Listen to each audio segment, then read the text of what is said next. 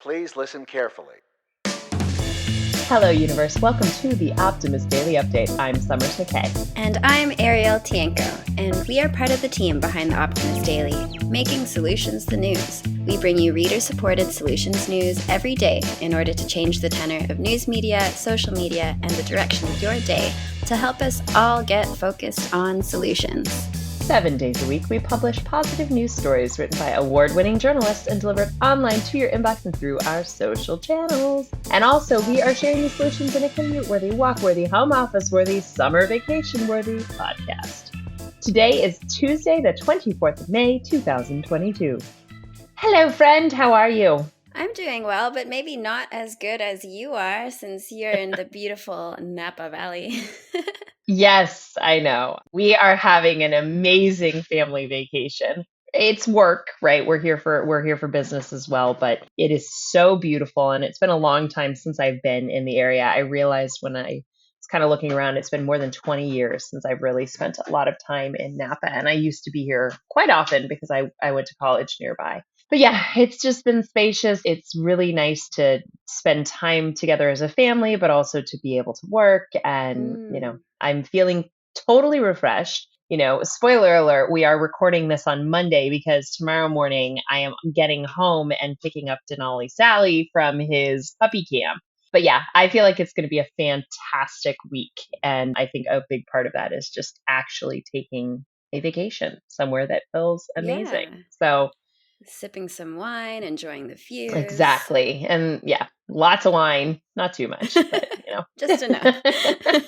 Yeah. So I am so filled with gratitude right now just for being able to come and do this amazing thing. This is why one works very, very hard. Mm-hmm. It's definitely expansive and fun. So did you have a fun weekend as well? Yes. Well, probably nothing in comparison to the Napa Valley, but I did get to attend a jazz concert with my partner and a few friends, including our roommate, and both of them are fine-tuning their musical skills. They're both already really good musicians, but I got to see their teachers. They're both leaning into the jazz scene.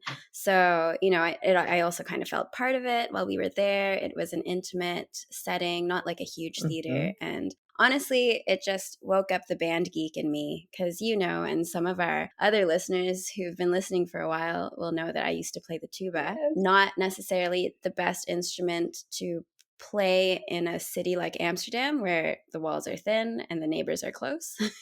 Right. Yeah, but it was still really inspirational. I love the idea of you playing tuba just like quietly or not quietly, just like solo in your apartment and having your next door neighbor looking at the wall. Like, yeah. What is happening? Is the Titanic sinking? But yeah, it was really fun to do that. And, maybe one day I will save up enough to rent a studio so that I don't disturb the neighbors, and B, my own tuba, which actually is pretty pricey. So we'll see.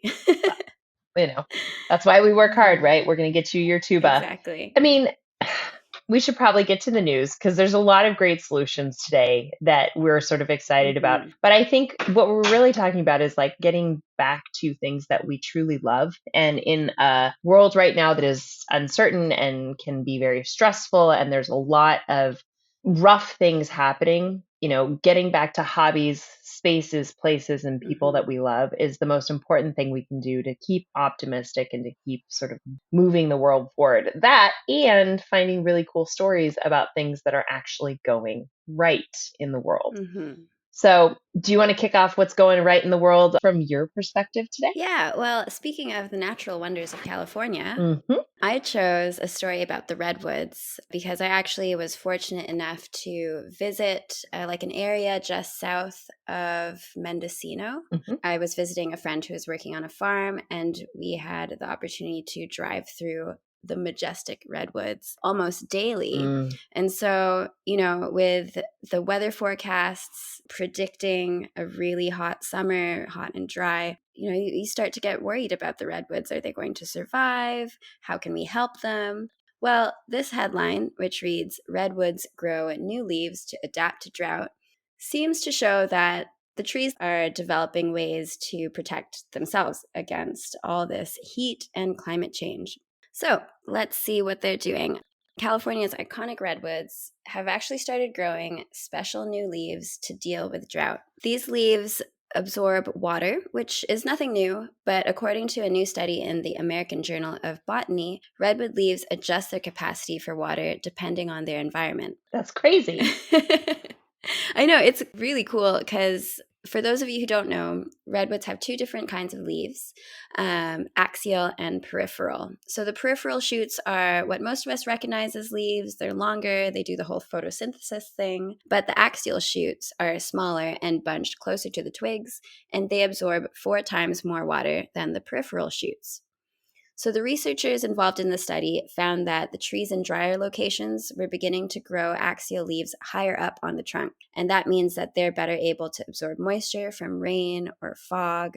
Whereas in wetter climates, like in Oregon, where drought isn't as bad as in California, the redwoods are growing their axial leaves lower on the trunk. So basically, what we're seeing here is the amazing power of nature and how trees are adapting in real time to drought, hot weather, and the changing climate in general. So, yay, they might save themselves. I think that is so fascinating to think about. Evolution is still happening. Mm-hmm. Humans, we've evolved, and are we going to keep our little toes as we evolve in the future? Who knows, right? But plants and trees and other animals are continuing to evolve and change, and recognizing that we all need to do our part, but that nature plays a really beautiful part in this process too. Mm-hmm. My story similarly is about the power of nature changing how it used to do things in the face of extreme weather and climates. My headline reads, How the Belize Barrier Reef is Coming Back to Life.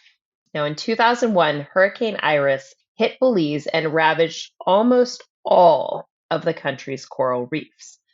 The devastation signaled bad news not only for surrounding marine life, but also for local communities who rely on the reef for food, work, protection from storms, and erosion. Now, thanks to a community driven coral restoration project, the reefs are actually thriving.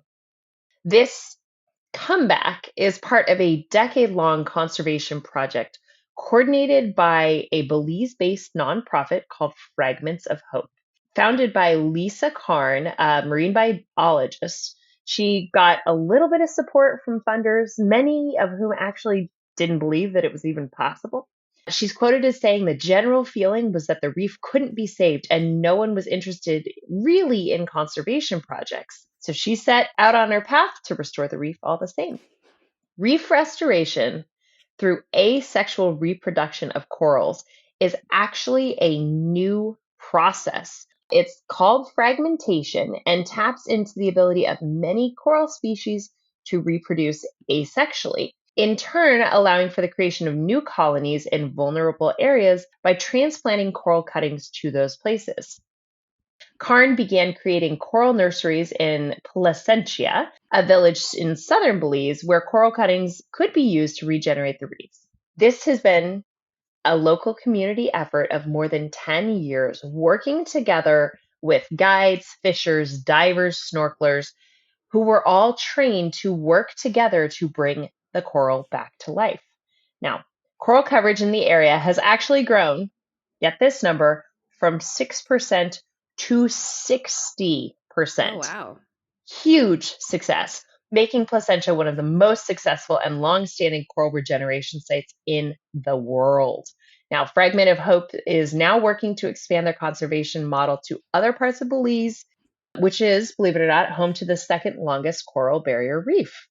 That second largest coral barrier reef is 190 miles along the country's coast, and the ecosystem is truly a vital habitat for species of marine life, including endangered corals, jellyfish, and turtles. I love turtles.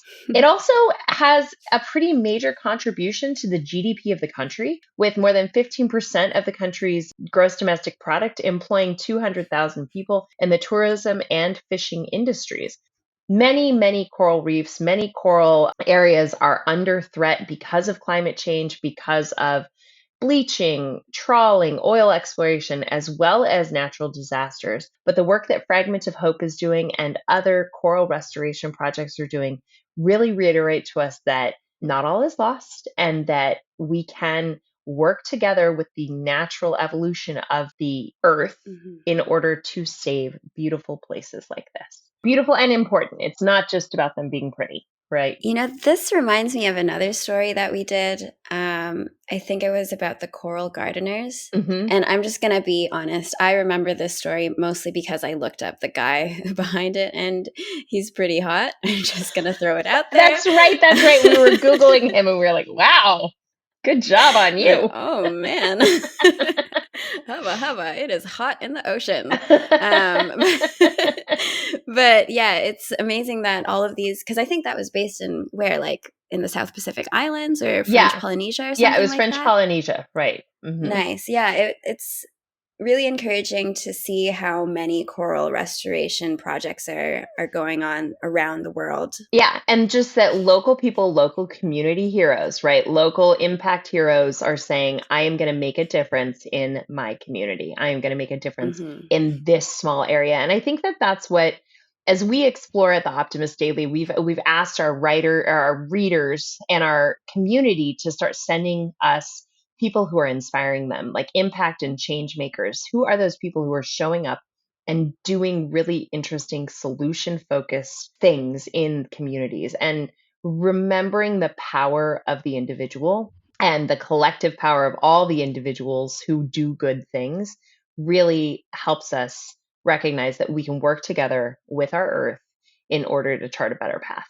So speaking of charting a better path, I love this story. Now, you guys may remember back a year or so ago, there was a bird watcher in New York who was in Central Park, and he was accused by a woman wrongfully of being not a good person. Oh. It was a terrible situation, and it was awful, right? It was just awful. And she accused him of trying to attack her, and he was just watching birds. Oh. The headline reads, and this is for the deep bird nerd in me, wrongfully accused bird watcher gets his own TV program, which is awesome. Oh, and then I figured out the birds that are on our porch, they're called a Carolina wren. Carolina wren. And they are nesting on my porch, and I love it. Amazing. Flow batteries could help with renewable energy storage. Don't let ADHD prevent you from meditating. Here are 8 tips for mindfulness. And One Power is bringing mini grids and power to Lesotho. This smart skin is more sensitive than a human fingertip. Gummy vitamins may not be as healthy as you think. Oh, man.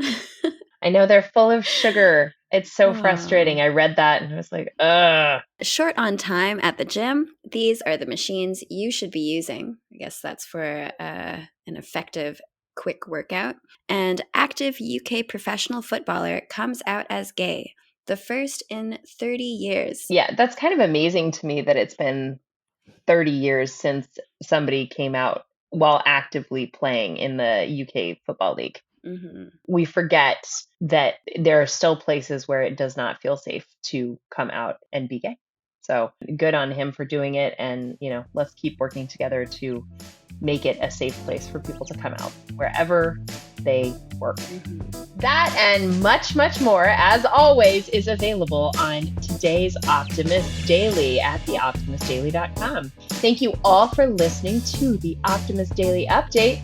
We promise to continue to share positive, solution-based stories on how you can participate in this world and ensure it is changed for the good. We promise to cover the current events with accuracy, legitimate sources, and offer you the information needed most to chart new paths for all of us. If you haven't already, please consider becoming an emissary on theoptimistdaily.com. And for just $5 a month, you can participate in reader-supported independent journalism. You can also support us for free by sharing us on your socials, forward a story to a friend, and please make sure to leave us a positive review for our podcast on Apple, Spotify, or wherever you listen to us. Be part of the solution-changing consciousness and addressing our world's biggest challenges with a problem-solving mindset. Let's keep the Optimist Daily free to all who need it, supported by those who can. And if someone inspires you, send us an email, editorial@optimistdaily.com. We would love to hear who's inspiring you and who's changing the world for good. Thanks, everybody. We'll be back tomorrow with more solutions.